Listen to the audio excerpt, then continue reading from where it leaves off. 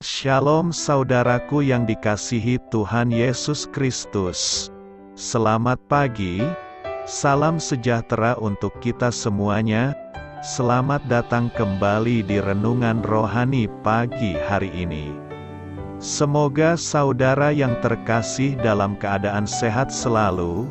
Kiranya damai dan sukacita Roh Kudus melimpah di dalam hati dan pikiran saudara saat ini. Sebelum kita mulai renungan pagi ini, marilah kita bersama-sama berdoa. Tuhan Yesus, terima kasih sudah membangunkanku pagi hari ini. Terima kasih atas penyertaan dan perlindungan Tuhan. Semua karena karunia Tuhan aku dapat bangun dengan pagi hari ini. Aku menyerahkan seluruh aktivitasku hari ini ke dalam kuasa tangan Tuhan. Jauhkanku dari yang jahat, ya Tuhan. Tuhan Yesus, tolong lindungi dan berkati aktivitasku hari ini. Tolong berkati juga keluarga dan teman-temanku, Bapa Surgawi, oleh karya Roh Kudus.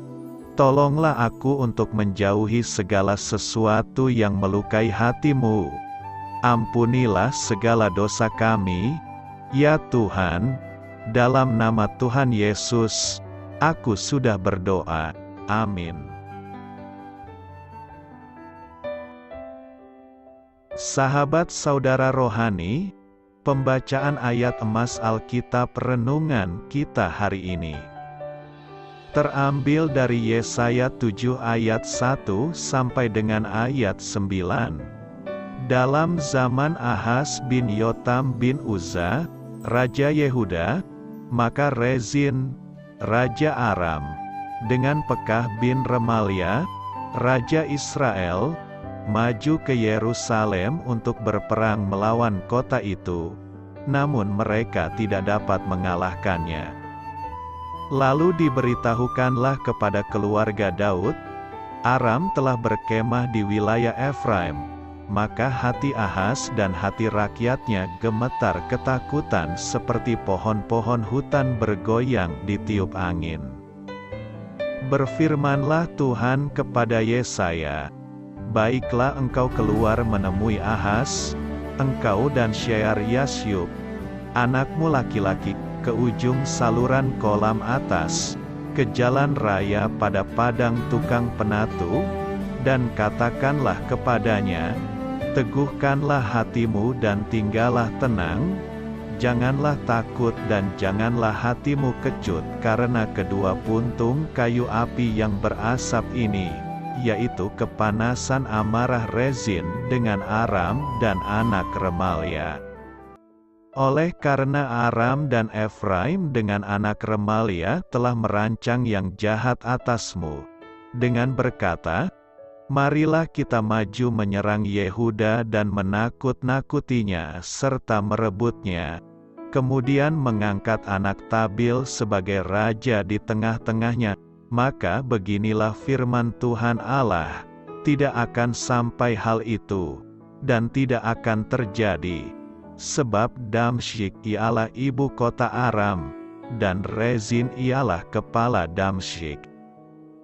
Dalam 65 tahun Efraim akan pecah, tidak menjadi bangsa lagi, dan Samaria ialah ibu kota Efraim, dan anak Remalia ialah kepala Samaria. Jika kamu tidak percaya, sungguh, kamu tidak teguh jaya. Yesaya 7 ayat 1 sampai dengan ayat 9. Inti dari ayat emas renungan kita adalah, kalau kamu tidak sungguh-sungguh percaya kepadaku, pasti kamu tak dapat bertahan. Mari kita mulai renungan pagi kita. Judul renungan kita hari ini adalah Berdiri Teguh dalam Iman, ditulis oleh Tom Felton.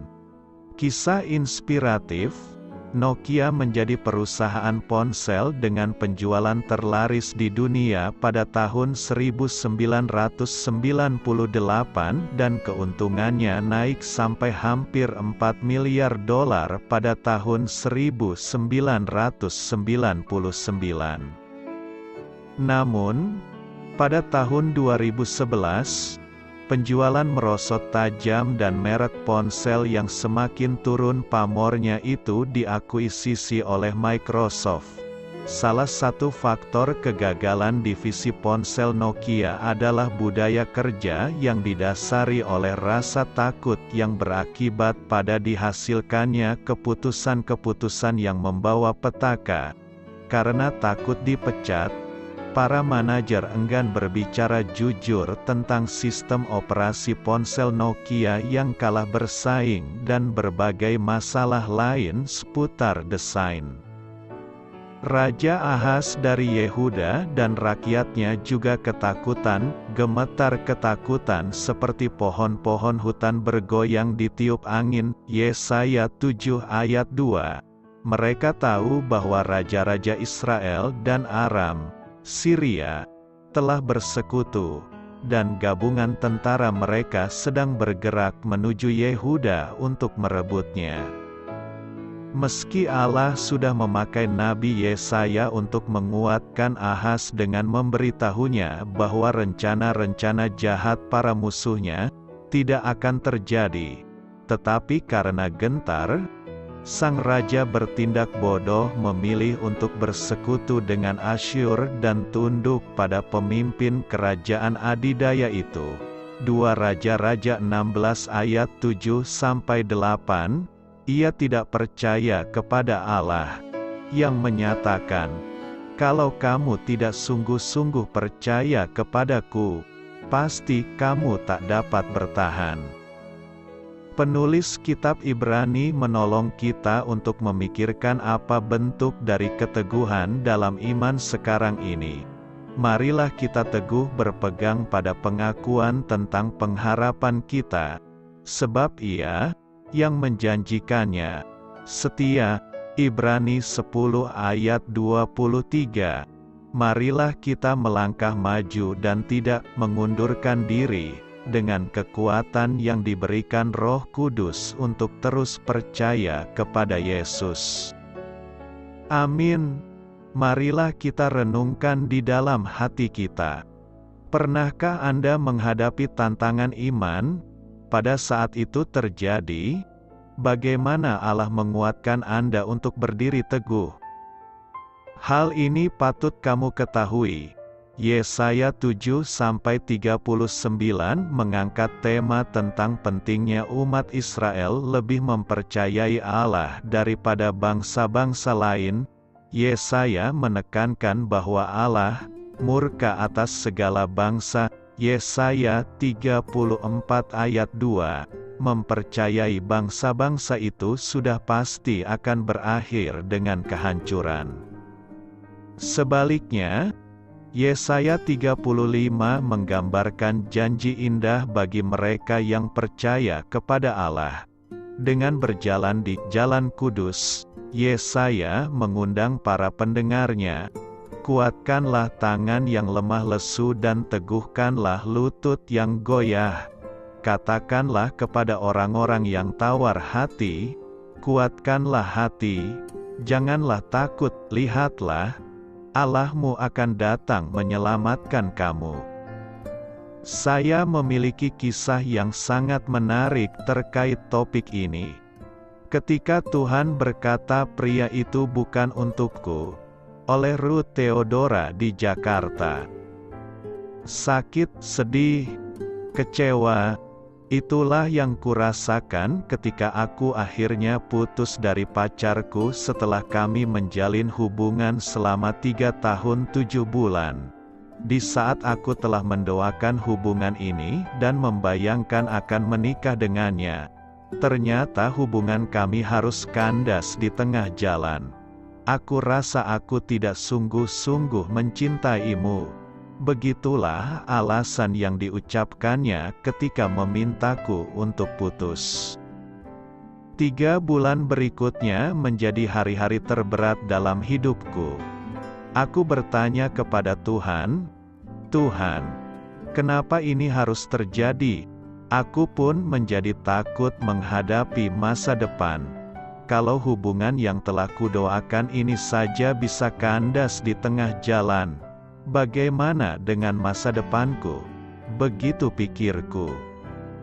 Aku pun merasa lelah sendiri. Aku merasa tidak bisa hidup seperti ini terus-menerus. Aku berdoa kepada Tuhan setiap hari agar aku bisa terlepas dari semua perasaan ini. Tuhan menjawabku melalui kakak rohaniku, mamaku, saat teduhku, firman Tuhan di gerejaku, bahkan juga melalui media sosial Instagram, dan Facebook yang kugunakan. Pesan itu terangkum dalam 3 kata, let it go, lepaskan saja. Meskipun pesan untuk melepaskan itu begitu kuat, tapi aku masih takut untuk melepaskan mantan pacarku. Aku takut aku tidak bisa mendapat pria yang sebaik dia. Aku takut mempunyai masa depan yang suram. Aku takut aku tidak bisa masuk dalam suatu hubungan lagi. Namun, semakin besar perasaan takut yang aku rasakan, semakin keras juga pesan, let it go, itu kutemukan dalam keseharianku. Entah mengapa, setiap kali aku membuka media sosial, banyak sekali postingan yang kutemukan itu berbicara tentang melepaskan masa lalu. Akhirnya, pada minggu kedua bulan Januari tahun 2017, saat aku pergi ke gereja, Tuhan kembali mengatakan kepadaku lewat khotbah yang kudengar, "Jangan mau dihantui masa lalu, karena aku menyiapkan masa depan yang penuh harapan untukmu." Kata-kata itu begitu menguatkanku, dan di saat itu juga aku mengambil komitmen untuk tidak takut lagi. Aku mulai mengatakan kepada diriku, kalau Tuhan berkata pria itu bukan untukku, berarti Tuhan sudah menyiapkan yang lebih baik untukku. Puji Tuhan, pengalamanku ini akhirnya dapat membuatku mengenal Tuhan lebih baik lagi. 1. Aku percaya Tuhan punya rencana yang terbaik untukku.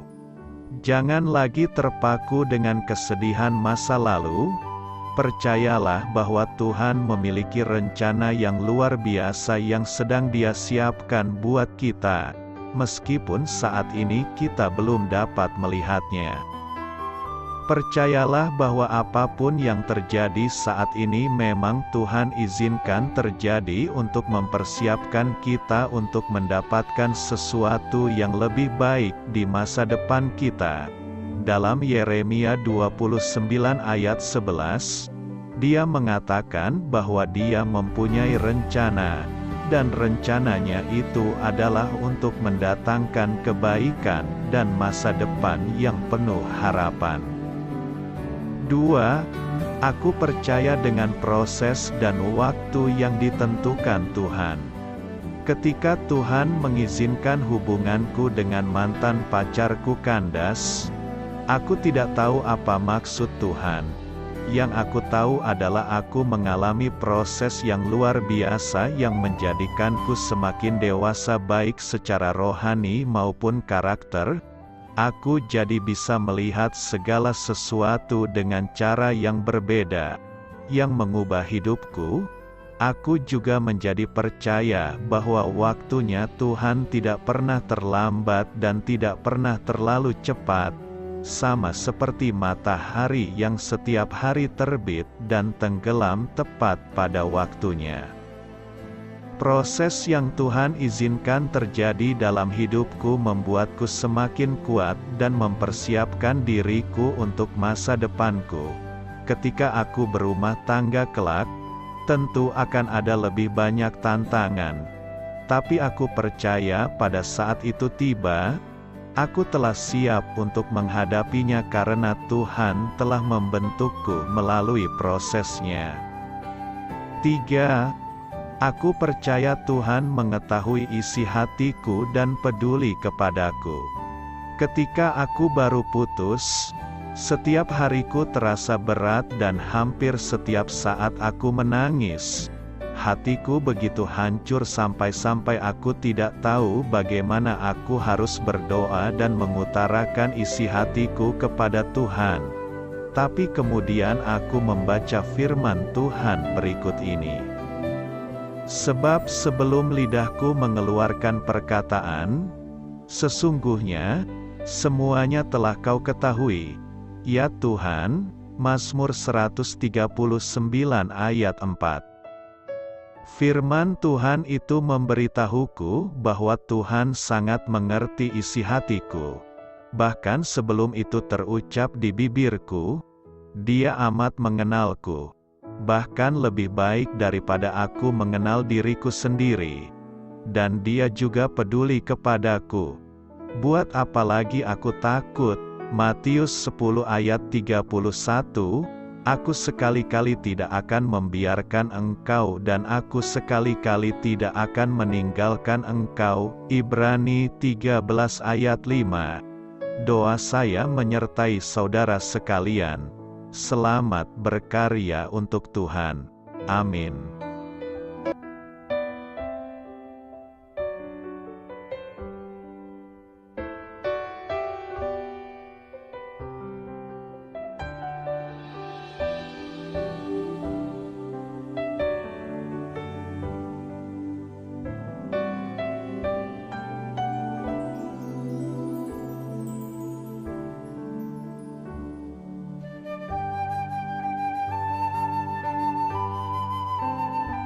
Marilah kita renungkan sahabat saudara rohani. Demikianlah renungan firman Tuhan pagi hari ini. Semoga menjadi berkat dalam hidup kita. Dan sebelum kita memulai segala aktivitas kita pagi hari ini, marilah kita berdoa. Selamat pagi Bapa, malam hari telah berganti pagi. Kehidupan baru telah Engkau berikan kembali bagi kami. Bapa Surgawi, tolonglah aku menyadari kebutuhan orang lain, supaya aku dapat membagikan apa yang telah Engkau berikan kepadaku. Pada saat aku membutuhkan, berilah aku keyakinan bahwa Engkau akan mencukupkanku, melalui orang-orang yang mengasihi-Mu, bukan karena kami pantas atau layak, namun karena kasih karunia-Mu kami boleh ada, sebagaimana kami ada di pagi hari ini. Terima kasih Tuhan, atas kesempatan baru yang telah Tuhan berikan kepada kami, untuk bisa memperbaiki diri agar kami bisa lebih layak di hadapan-Mu. Hari ini kami serahkan semua perkara dan kesulitan yang akan kami lalui ke dalam tangan-Mu. Biarkanlah kami bisa memuliakan-Mu dalam segala aktivitas yang akan kami lakukan. Amin. Biarlah firman Tuhan menjadi pengingat untuk kita semua, bahwa tuntunan dari Roh Kudus akan selalu memberi jalan keluar bagi setiap permasalahan hidup kita, dan memberi kedamaian di hati kita. Sampai jumpa di renungan pagi saudara rohani berikutnya. Kiranya Tuhan selalu memberkati saudara semua hari ini.